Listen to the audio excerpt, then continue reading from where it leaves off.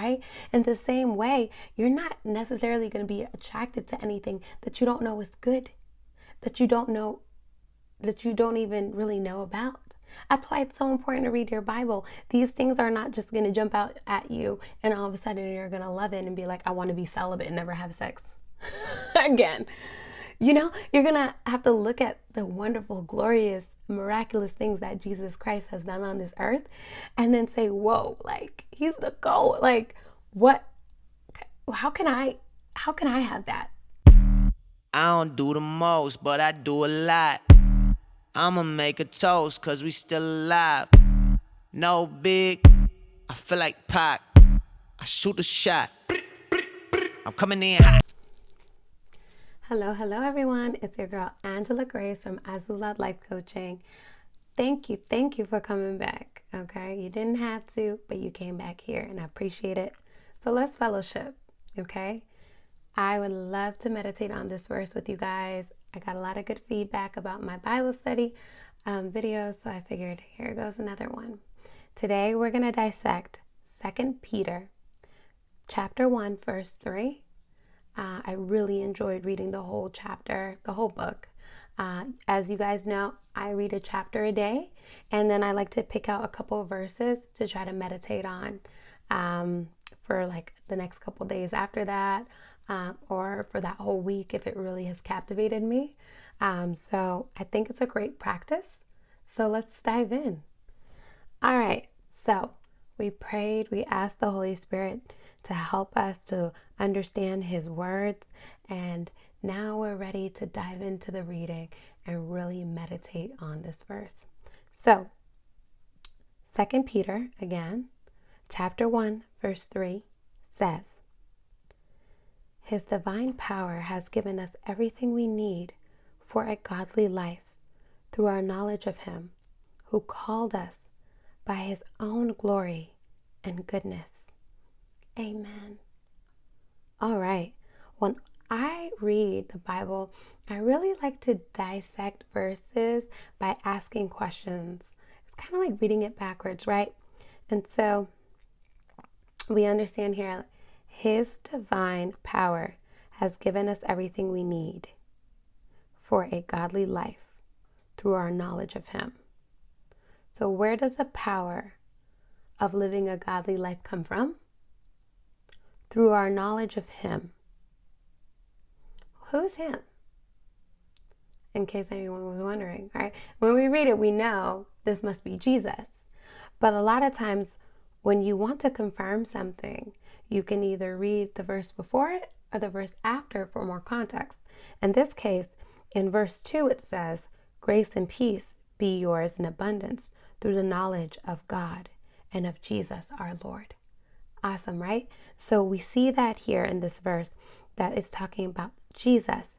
So the power to live a godly life is through the knowledge of Jesus. Amazing. Well, what does that even mean? Well, you know what it reminds me of? I feel like God put on my heart. To know better is to do better, right? So the impact and the power, right, to live this godly life is from the knowledge of Jesus, because Jesus, being the perfecter of faith, right, has given us the blueprint to be able to live a godly life. And so in that, it makes so much sense. Jesus' life has given us the blueprint so that we have everything we need to live a godly life. Amazing. And so next it says, it's through the knowledge of Him who called us by His own glory and goodness. Well, you know what I always say, when you get a little stumped, go back to the original translation. Go to Hebrew or go to the Greek translation to see what they really meant by that. Just like in the English language, one word can mean 1,000 things. Sorry, my eyebrow itches. One word can mean so many things, right? You could be like, girl. We know what that means. Girl. You know what that means. Girl. You know what that means. Okay, so I know that that's not with the word itself, but if I were to write a novel and use those terms, depending on the context, you would know how to read it. You know what it means. And so in this case, I wanted to look at what the word called meant, what the word glory meant, and really try to understand what Peter meant by that. And so in this case, when we look at these words, through our knowledge of him who called, right? This Greek word called, they say, would mean like invited, right? So feeling invited or attracted, right? Us, Jesus attracted us or invited us, called us by his own glory. Now, this was really interesting because in looking at this in the English dictionary, glory, as we know, typically means praise and worship. But when we also look at the word doxa from Greek, it also means, and this is really interesting, exercising personal opinion, which determines the value. Right? So when we think about glory, especially when we read in the Bible, we think about it in a way where it's specific to God. To God, all the glory. But we know here now in reading the definition that glory can be abused. Glory doesn't always have to be given to God. And in the secular sense, right? We praise and worship other things, other idols all the time. And so in this case, it's saying we have the power of living a godly life through our knowledge of Jesus and knowing his life and being able to use that as an example for ours, who has invited us to that, right? Through his own glory and goodness. Now, here's something that I think was really interesting as I was meditating on this verse. And I was thinking about people or things that we give glory to. And it was really interesting because I started thinking of like people that I know are really great at what they do, but maybe I put no value, personal opinion and value on that thing, right? So Tiger Woods, I know he's the GOAT when it comes to golf, but I don't know if I care, right? I really don't know if I care. So I might say it. I might say, he has all the glory when he wins his Masters and things like that. And I know a little bit about it, and I can have some golf jargon and be like, he's great, give him all the glory. He deserves it. That's awesome. But I don't really care. I don't. But people that may really care about golf and really want to maybe be a professional golfer might utilize his life to excel in golfing for themselves or look to him as an example for golfing. So one thing that it really helped me to understand and saying that through our knowledge of Jesus, who has invited or called us, right, to his by his own glory, is kind of to say like I never thought of playing ball until I saw LeBron James, and through his glory I was attracted to that lifestyle. A lot of times we just want to just fall into things. We want to fall into things, but truly to feel called, right? Or to feel attracted to something is to kind of start to know a little more about it, right? Start to understand where that's coming from. Like I found pride in Tiger Woods being so great because I started watching it as people were saying, oh my God, he's so awesome. Like you got to see this guy, he's great, right? In the same way, you're not necessarily going to be attracted to anything that you don't know is good, that you don't even really know about. That's why it's so important to read your Bible. These things are not just going to jump out at you and all of a sudden you're going to love it and be like, I want to be celibate and never have sex again. You're going to have to look at the wonderful, glorious, miraculous things that Jesus Christ has done on this earth and then say, whoa, like he's the GOAT. Like, what, how can I have that?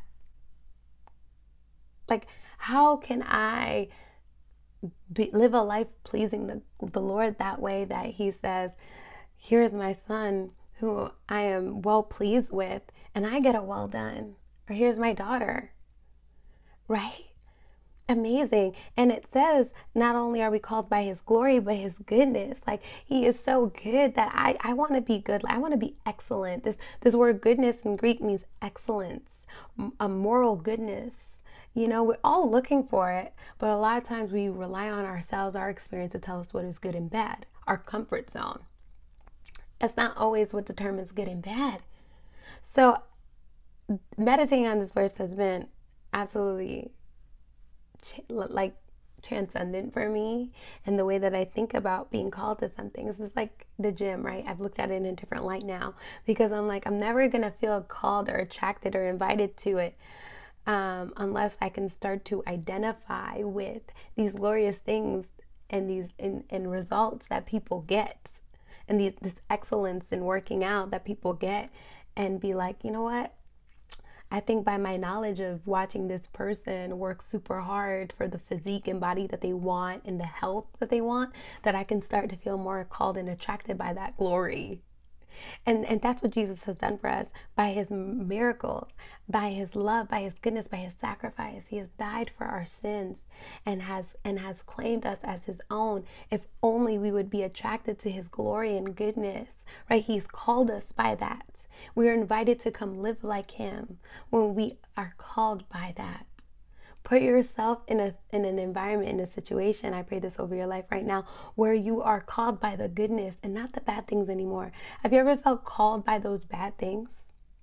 Okay, you keep asking yourself, why do I find myself in the same relationship? Why do I find myself liking the same people? Why do I find myself always with these jerks and these bad people and these bad circumstances? You have been called by that, and you have been feeling attracted to that and worshiping the wrong thing, and has called you to it. Time and time again, your subconscious mind your mind loop has just trained you to be called to it without even thinking about it. This Bible, this book, it will reprogram your mind. You will think and be called by his glory. He is calling all of us. All of us have the same information, but what are you attracted to? And I leave y'all with that. Ooh, so good. God is amazing. I hope that this has blessed you, because I know it has blessed me. And I, love y'all. Y'all are great. I don't know what else to say. I'm always blown away every time I read the Bible. But if you have any questions, concerns, anything like that, please comment, DM. If you need help, you know where to find me. Okay. Love y'all. AzuladLifeCoaching.com, Instagram Azulad Life Coaching, Twitter Azulad LC, Facebook Azulad Life Coaching, and let's chat. All right. Well, you guys have a wonderful, wonderful night. Peace, love, and all that. See you next time.